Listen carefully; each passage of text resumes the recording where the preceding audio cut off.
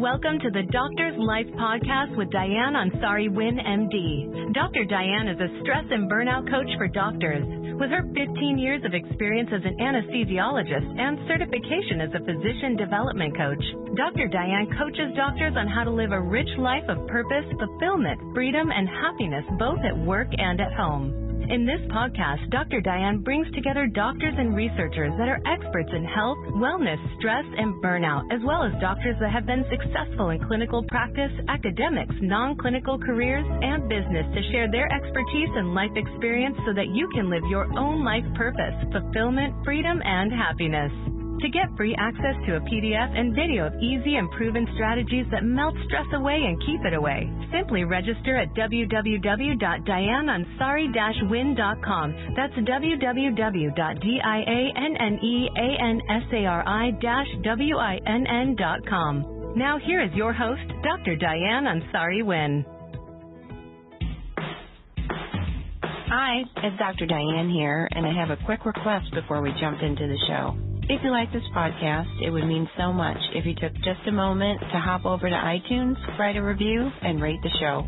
That is how other people will find the show and get the same great value from it that I hope that you're getting. It just takes a few moments to click a star rating and write a quick note. Now, on to the show. Welcome, everybody, to the Doctor's Life Podcast. This is your host, Dr. Diane Ansari-Winn. And today we have a really exciting topic.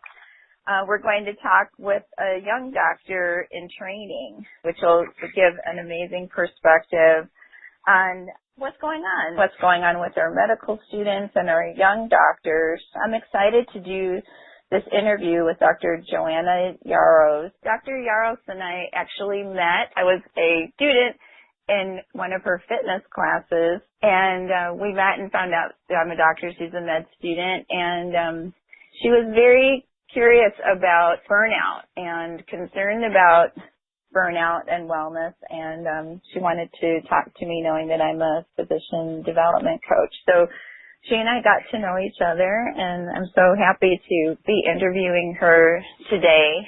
She's a very avid wellness advocate and practices physician wellness in her own life. She graduated from Northwestern with a bachelor's degree in neuroscience and Spanish.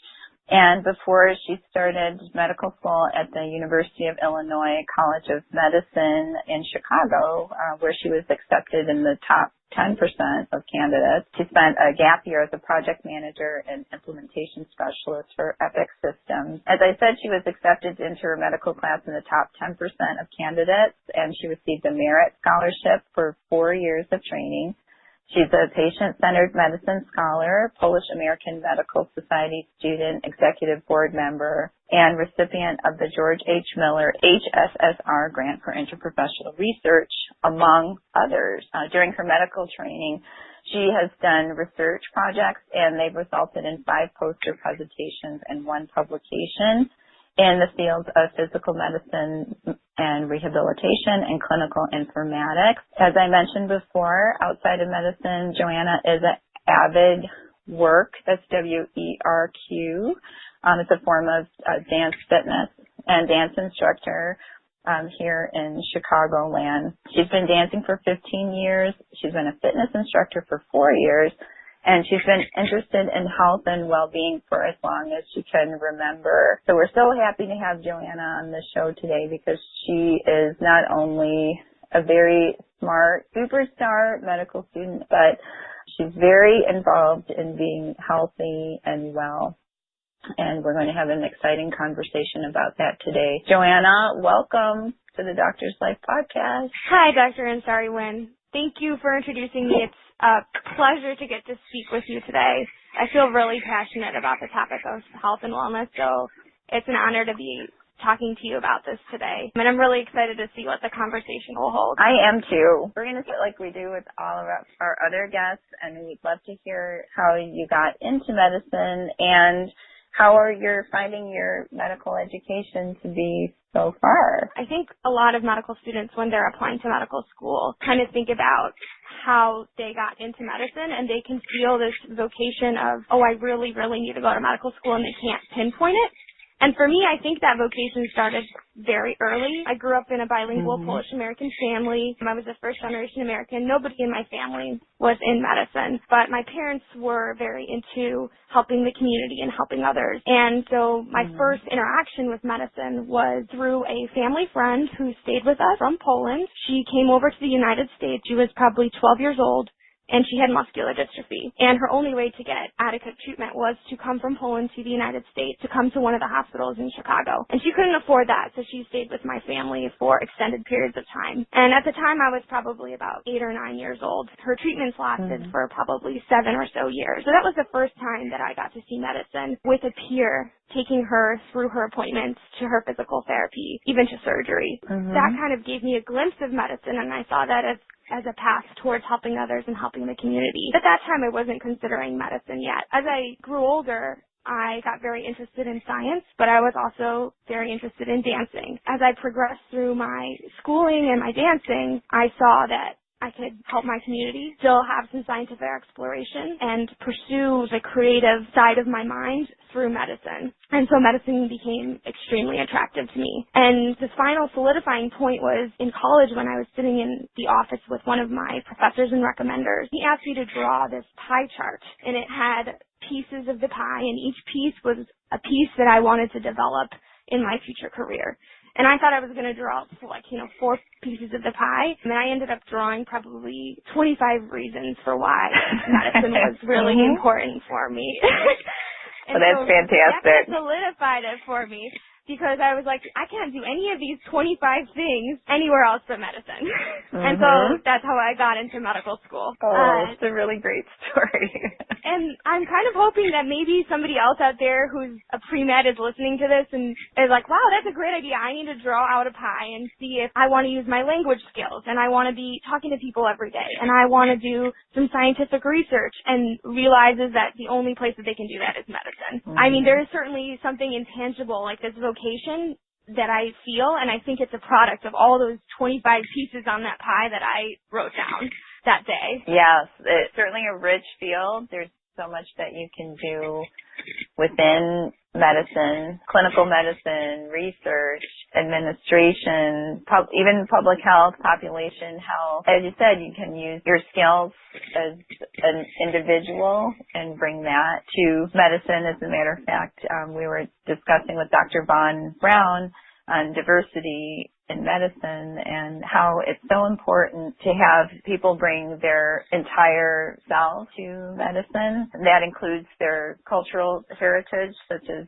in your case, with your family being from Poland and you're being bilingual and Polish and English, and having those experiences that you had with your friend that you'd accompanied to. And I know it was Shriners, so I'll just put in a little plug for Shriners, because I love Shriners hospitals. All of those things come together and can come together for someone that's interested in medicine. I'm wondering, since you've been in medical school for a little while, and we're interested in talking about wellness and health, what do you see in terms of your medical school class, or maybe the residents or the attendings that you're interacting with, in terms of what they are experiencing and what they're wanting in terms of their work-life integration, work-life balance? Yes, definitely. I'd love to talk about that.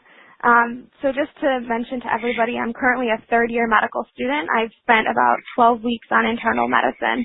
And in those short 12 weeks, I've seen a lot of great things, and I've seen a lot of things that have really scared me about my future and my longevity in medicine. So what are some of the great things that I've seen? I've seen people taking care of acute illnesses and making people better really quickly and feeling satisfied and happy at the end of the day. I've seen residents and physicians hugging patients and high-fiving patients that are now better, or that had something minor, but that was a big problem to the patient that we were able to fix quickly, doing really well. I'm seeing people who are becoming more active and people who are bringing their lunch to work every day and making the effort to live a full, well-rounded, healthy life. On the other hand, I'm also seeing things that are really, really concerning for me. In those short 12 weeks that I've been on internal medicine, I've seen people who have told me they're depressed, and it's not, one or two, but a large majority. I've seen people working, 75, 80, 90, 100-hour work weeks, and it's really been taking a toll. And I think that difficult lifestyle has trickled down from attendings to residents and down to the medical students. And so I feel that in my daily life too. Mm-hmm. The other thing that I'm seeing is this huge pressure to be perfect all the time. And I think that definitely also takes a toll on wellness and well-being, and not having the time to diet and exercise and sleep, having a toll on patient care too. The amount of emotional energy, the amount of physical energy that we can provide to patients. And that's something that also is really concerning for a medical student to see. So I guess the way that I see it is that, medicine is physically and emotionally, even spiritually and morally challenging. Certainly. And so what I like to help doctors with is how to manage it. And then also, of course, it's important on the organizational level, too, to support physicians in terms of the design of the practice and the support that individual physicians have in their practice of medicine. Are there programs in place, support in place, either formally or informally, in terms of supporting the students, the residents, and the attendings in terms of how they can manage their day-to-day stresses and support them in terms of their wellness goals? Yeah, so I can't speak much to the attending side, but I can definitely speak to the resident side and the medical student side. I think probably within the last 5 years, there's been a huge push in medical education to have these wellness programs or stress lectures. And I've actually just been to one yesterday for the M3 class, and that we've had them in the M2 and M1 class. And I know that at other schools, for example, Northwestern, where my brother is at, these lectures are also mandatory. And so I think that there is definitely a recognition that 40% of physicians are burnt out compared to like 30% of the population, and that 50% or more of residents are burnt out at any given time. And so there is definitely a recognition that there are stressors and that we need to address it. However, I think that these lectures and talks are kind of largely misguided or futile simply because they are just that. They are a lecture or a talk that kind of tells you, I would really like for you to diet properly and appropriately. I would really like for you to spend time exercising 5 days a week. I'd love for you to get sleep. However, despite these lectures and talks, I know that the residents just got one at one of my sites on one of the mornings, and they had to come in early for that talk, and it was kind of ironic because I was okay, that's funny. talking to them afterwards about it, and they were kind of upset because they thought it was ironic for a wellness lecture to be so early in the morning, and for them to be told that they need to sleep more when this is kind of cutting into that. So these are just some of these inconsistencies that I'm seeing, and they are laughable, but they're also pretty serious because they're having an impact on all of us.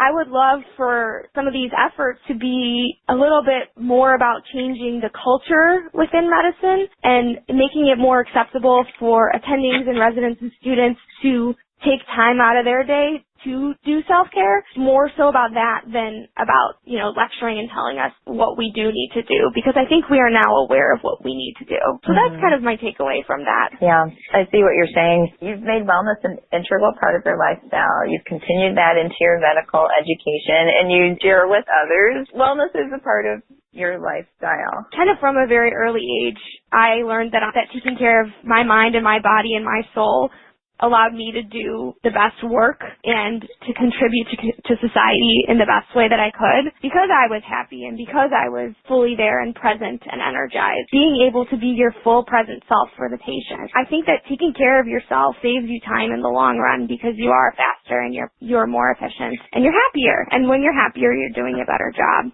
I really, really believe that if I'm going to be a physician, I really need to practice what I preach. And I think that's kind of a resounding thing in my medical school class.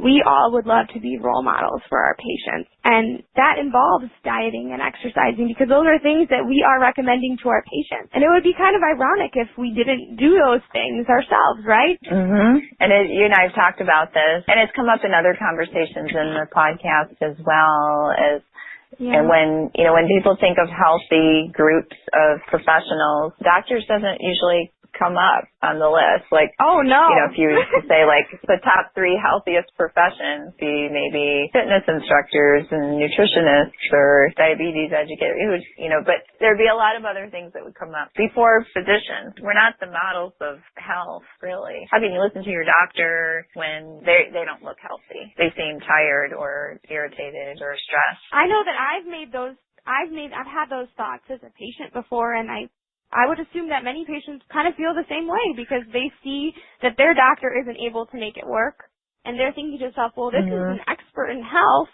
How am I supposed to make it work if they're not making it work? That's something I've definitely thought about. Right. Yeah. Are you seeing then, with more of the emphasis on wellness, are you seeing that more of your colleagues in medical school and maybe residency are adopting more wellness practices or trying to get better sleep, eat better, exercise, do some sort of meditative practice or spiritual practice, just to kind of look at the broad categories of self-care? Absolutely. I think that just recently in our generation, exercise has become kind of trendy, and so I do see some of that in my classmates as well, and people are making time after lectures or over lunches to go get some exercise. I'm not really sure if the large majority that's doing that is doing it because they recognize the value of it or because it's trendy, but I'm really happy that they're doing it anyway. Right. I'm really happy they're doing it anyway. I do notice that the large majority, including some of my close friends who I drag to the gym personally all the time or who I take out to eat at healthy restaurants or encourage to sleep, do fall off of the cliff during really stressful periods of time. And I find that when I'm stressed out, for example, prior to taking a large exam or giving some sort of presentation, that's when I need that exercise. For me, that's dance or those moments where I get to speak with somebody, a friend or a family member that's close to me, or when I eat that really, really healthy salad and I feel energized. That's when I need it the most, when I'm stressed out.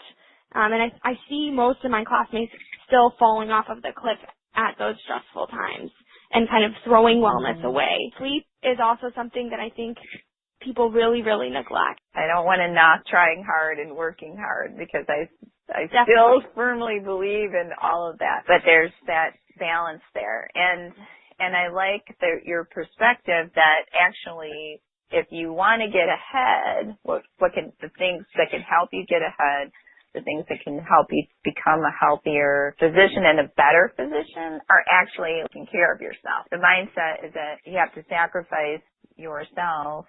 But the thing is that if you take better care of yourself, you actually have more to give.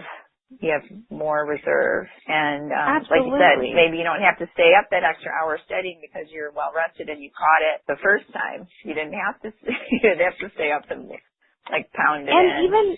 Into a tired brain. And even just taking something like a simple walk over lunch, it's something that I do all the time. If I have to take a phone call over lunch, I'll go outside and I'll walk around the hospital. And, residents will see me and they will kind of look at me like, I've never seen anybody do that before. But it's something that I find very energizing and helpful and something that breaks up my day, and I'm still able to get, my talk or my conversation in, but I'm doing something that's productive for me too. So I think that there are definitely strategies for people to do that. And the other thing I was going to say is throughout my medical schooling so far, I've gone through the steps really worrying that because I do all of this self-care and wellness, and I go out of my way to have a salad for lunch and make my food and prepare everything and exercise and sleep, that I was going to get behind. I was so concerned, and it didn't happen, and I'm very thankful, and I think that all of these wellness strategies have really contributed to my health and my happiness and my success. Awesome. You have been very successful so far, and I'm sure that you'll so far be very successful. No, I have no doubts about you. Alluded to some of the things that you do to support your own wellness, but would you mind just doing a quick rundown of things that you're finding that, because as we just said, you're able to fit these things in to your schedule and still be a successful student. So it's not theoretical. Like it's nice to hear someone that's actually doing it and what they're actually doing. Then if someone's taking notes, they can just jot them down. So the first thing is diet. I buy all of my food fresh from Whole Foods. I prepare my breakfast the evening before I leave in the morning. Every single night, I buy this big salad from a place called Sweet Green. Every single night, it's the same thing. I just switch up the ingredients, and so I have a breakfast and a lunch ready to go for the next day. And it's done pretty much within 30 minutes during my evening. It could be at 9 p.m., it could be at 7 p.m., whenever I get home. I always fit in some form of exercise into the day. I actually looked at my Fitbit, and I have gotten 15,000 steps every single day for the past, 2 or 3 years, with a few exceptions. And I do that by always taking the stairs. So on my recent rotation, my residents were kind of laughing at first and then joining in because I would make them take the stairs to the 5th floor every day. And then by the end of the rotation, they got used to it and they thought it was great. But the first day that I suggested it, they definitely thought I was a little out there. So I definitely try to incorporate either taking the stairs. If I take the train, I usually try to skip the first stop. So the stop where I would get on, I skip and I actually walk to the next stop. So I get out of bed a little bit early, 10 or 15 minutes, and instead of going to my train station, I go to the station that's the next station. So I get some walking in there, and I'll usually be listening to a podcast. That podcast will get kind of some information into my brain early on in the day, and I also do that in the evening. In terms of sleep hygiene, I actually have a timer, and so I go to sleep and wake up at a regular time. Obviously, that will change by rotation, but trying to keep that as stable as possible is probably the best thing to do. For me, that's 10 p.m. and 7 a.m. or 6 a.m., depending on the rotation. I also do some weekly yoga and meditation just once a week. It's usually on Saturday afternoons. That's the only time that I have. And I find that it's really nice to kind of reflect on the full week on Saturday evening. And that may also include some journaling. I do also keep a journal that I will jot things down in the morning and in the evening as I have time. And then the last thing I think is really important and people don't really do that often, and I wish they did more, and that's talking to other medical students and other professionals in our field about some of our challenges. Because I think the more that we talk about some of these issues and try to incorporate health and wellness and encourage each other, the more benefit we'll all have. And as a result, we'll be able to take better care of our patients. So that's what I do. Well, that sounds like that it is doable. Like you said, it takes a little bit of extra effort, but it doesn't sound as though it's not like you're saying, oh, I get up at 4:30 every morning and I go to the gym for 90 minutes, and then at 6 o'clock I meditate for half an hour, and then I make my breakfast. It actually sounds doable and something that you fit into your day. Say that if someone were saying like, okay, well, she does everything, and but if someone was to pick like, one or two things that they could start with to incorporate into their own self-care and wellness, what would you recommend? What do you find that's like the most powerful thing that you incorporate into your day? I think the healthy diet is definitely a huge part. I think in medicine we are always saying that 30% of what we do is the medication and 30% of what we do is the diet and 30% of what we do is genetics. And so if you can control 30% of your health with just diet, getting fresh fruit and vegetables into your routine, for me that's oatmeal with some strawberries or blueberries in the morning. I think that's a really nice step. And if you want to just pick one meal, for example, I'm going to have a really healthy lunch every day or a really healthy breakfast, I think that's a really nice starting point towards making a big impact on your health. And then the other thing is exercise. And so for me, I usually spend some time, usually in the evening, doing some dancing. 45 minutes to an hour, it doesn't have to be every day. But for somebody that's just starting, I think my best recommendation would be trying to do what I do in the morning, which is get a 10 or 15-minute walk in. And then maybe over lunch, if you've got some extra time, 10 or 15 minutes, don't be afraid to go out there, go outside and walk around with a friend. Those are small things that really add up. So those would be my two things. Well, thanks. Those walks really clear my mind. And so if there's, been something that's gone on that day, with a patient or with a colleague, I'm kind of able to stop my sympathetic response and my fear and anxiety and just kind of relax and process and think about it. And then I'm able to return, for example, after lunch with a much better attitude and usually a solution. Well, those are really great suggestions and somewhere that you can start, or maybe if you're already doing some things, there's some great suggestions to add to your routine. Any last thoughts, Joanna? I think that what I would love for most people to get out of this podcast, that as a medical student, this is a really important topic for us, and that we are really, really excited to talk about wellness and health, and that we would love to see some sort of a cultural shift from faculty and staff and residents in terms of expectations for health and wellness, more encouragement to take care of ourselves, because I think sometimes we would like to do some of these things, and it's really, really difficult to do so when the people that you are working with don't hold the same thoughts or values, and you have to conform. I'm glad you said that. And I would also say that one of the things that struck me about what you're saying is that as medical students, you all have the opportunity to spark and re-engage some of the excitement and some of the strategies that we as older physicians may have gotten out of the habit of doing. And I was really struck by your story about how you started climbing the stairs and your team thought you were a little bit nuts, but then by the end of the rotation they did. You were doing it too. So it can go both ways, and I want to encourage our young doctors they'll be the example, and don't feel necessarily like you have to conform to the way that your mentors are behaving. We don't always have the best habits, and so we're looking for motivation and encouragement as well, and we want to be good role models too. So thank you so much for your insights. It's been a really engaging and exuberant conversation, and I feel very hopeful and optimistic. And for now, we'll say goodbye. Thank you again to our young Dr. Joanna Jaros of University of Illinois School of Medicine. It's been an absolute pleasure talking with you, and really appreciate your taking the time out of your busy schedule to share your insights with us. Thank you for having me. I really appreciate it. So until next time, everyone, thank you again for listening to the Doctor's Life podcast, and I'll look forward to bringing you interesting and exciting topics, helpful topics as we move forward. Until then, everybody, I hope everyone stays happy and healthy. Take care.